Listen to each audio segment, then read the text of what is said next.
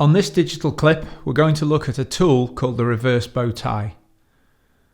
The Reverse Bowtie is a combination of many different models that our coaches will have learned over the 3 or 6 day business coaching course, and it requires them to understand some key concepts.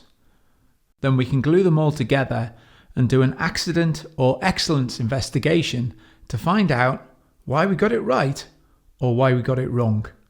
Because more often than not, we only investigate behaviours when somebody got it wrong. And the mission, I guess, most of the time is to find out who to blame, not necessarily prevent anybody else from making the same mistake or recognising that the mistake was a cultural issue or a system failure rather than just an individual choice. So we start by looking at the negative experiences of the accident in the first place.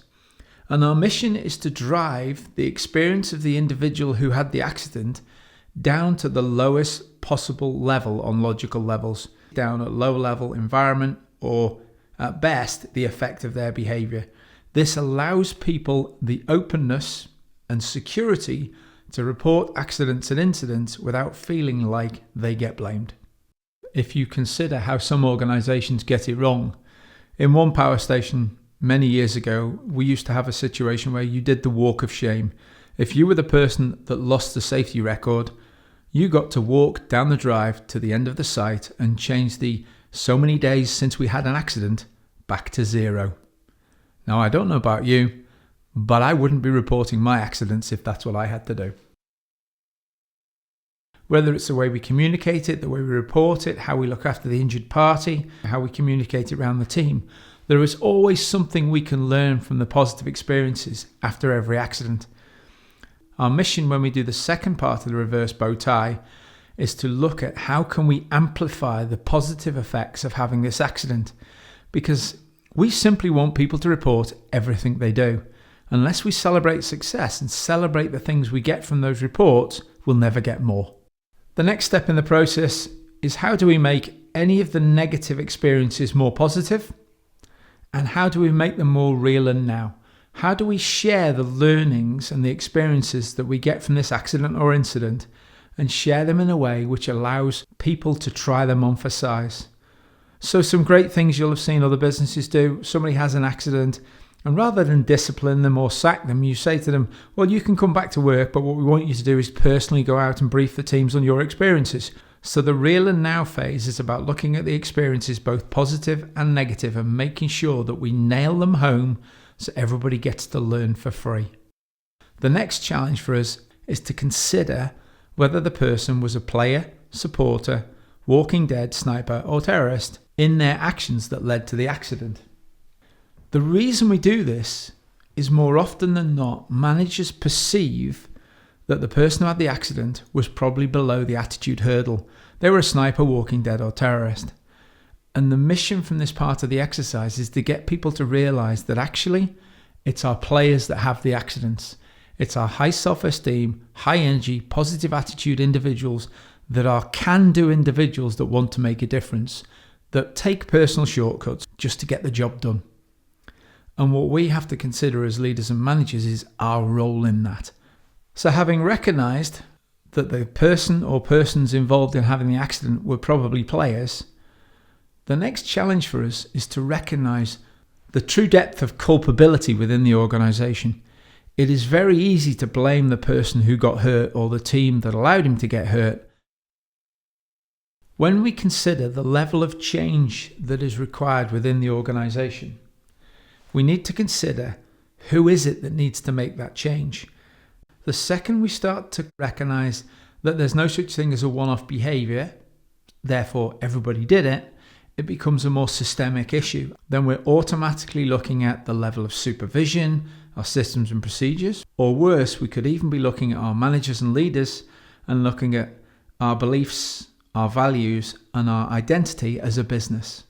If we always assume the individual is at fault, we consistently miss the learning opportunities that is our systemic culture that's causing the accident in the first place, and therefore we never deal with it. And consequently, we keep repeating the same accidents over and over again and blaming the guy on the ground because he didn't do the right thing. use a CAT scan, dig by hand, and so on. So having decided who in the organisation is responsible, or at least has a different choice to make when we talk about trying to prevent this accident or incident happening in the future, we can finally start to look at the thinking. And this is a fairly simple process by just taking the iceberg and the currency trap and just breaking them down into some simple questions. So we start by looking at conditioning and asking ourselves simple questions like, how long have we been doing this and how can we counter that? We can then move up to beliefs and looking at why do people believe this, what are we consistently saying, or values, why is it important for them to carry on behaving this way, and how do we make it more important for them to make these changes? We can then look at attitudes and feelings and emotions and how they're affected by the way we currently talk about safety and performance, and consider whether we could do it a different way to encourage people to have more positive conversations. And finally, the easiest part of our accident or incident investigation is to look at the complacency trap and ask ourselves which one of the core triggers has created this incident. Now, you'll normally find that it's 2 or 3, but one will be evident.